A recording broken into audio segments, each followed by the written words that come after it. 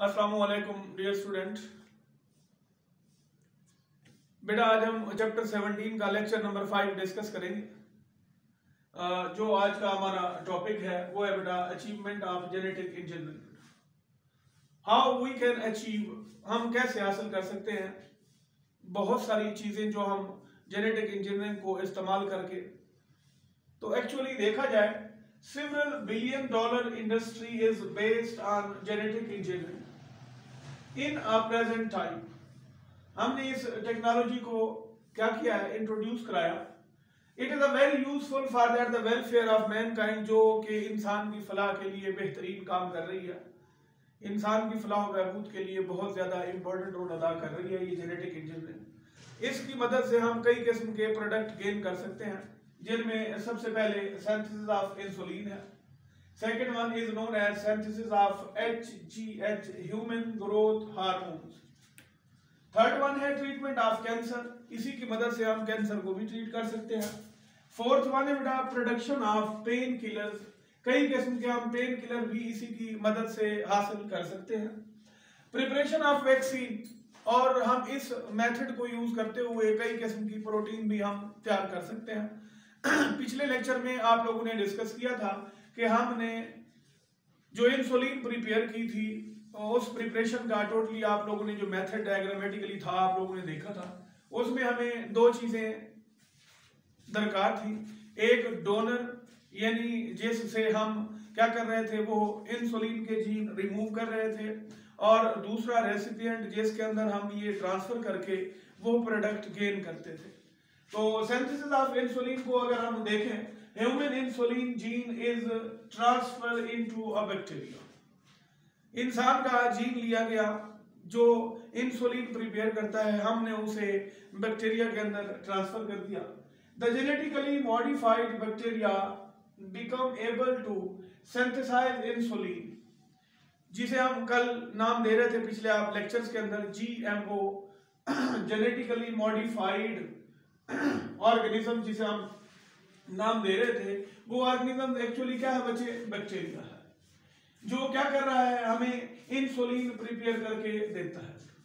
Diabetic are now क्या कर सकते हैं बेटा, रिसीविंग दिस इंसुलिन, जो डायबिटिक पेशेंट है वो अब इस इंसुलिन को क्या कर रहे हैं, हासिल कर रहे हैं, गेन कर रहे हैं।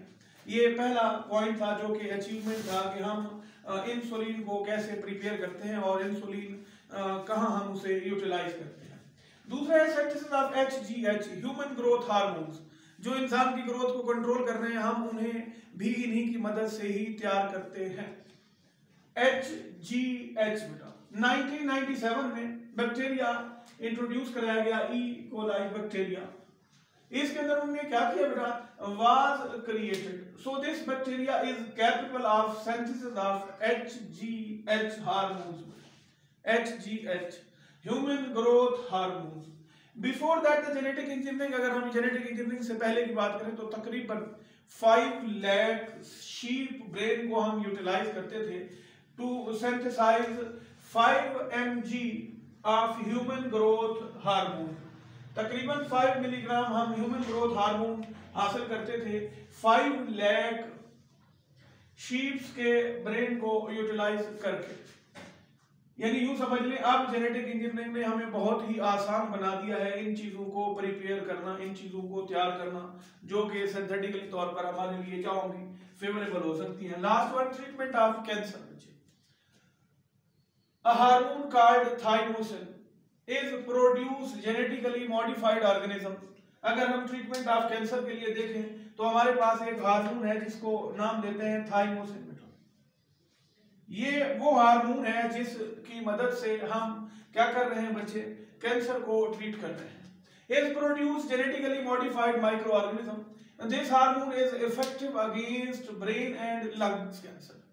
ये दो बीमारियों के लिए क्या है, ये फेवरेबल है, एक लंग्स कैंसर और दूसरा ब्रेन की अगर हम बात करें। ये थर्ड अचीवमेंट थी। अगर हम फोर्थ की बात करें तो वो है बेटा प्रोडक्शन ऑफ पेन किलर।